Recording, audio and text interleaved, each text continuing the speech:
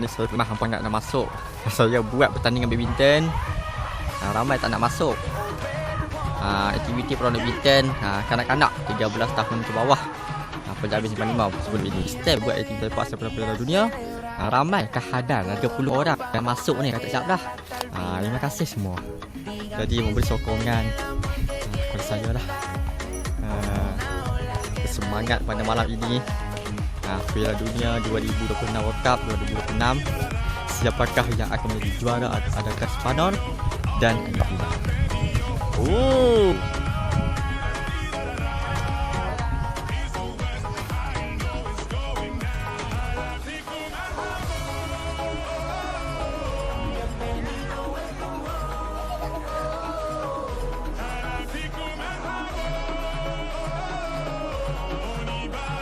Hari ini kehadiran para penyokong yang hadir.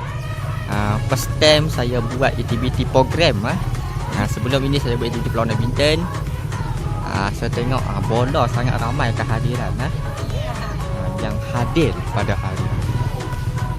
Super semangat bola. Kalau kita buat aktiviti perlawanan badminton tak ada yang nak masuk.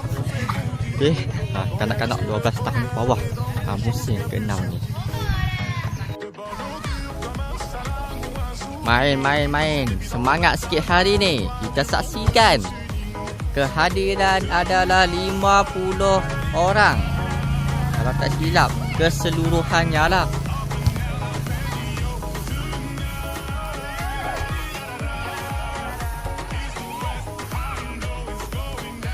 Kita saksikan pada petang ini.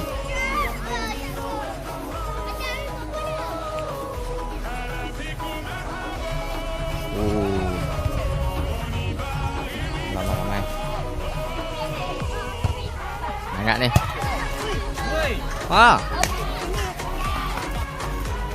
Mita. Terus.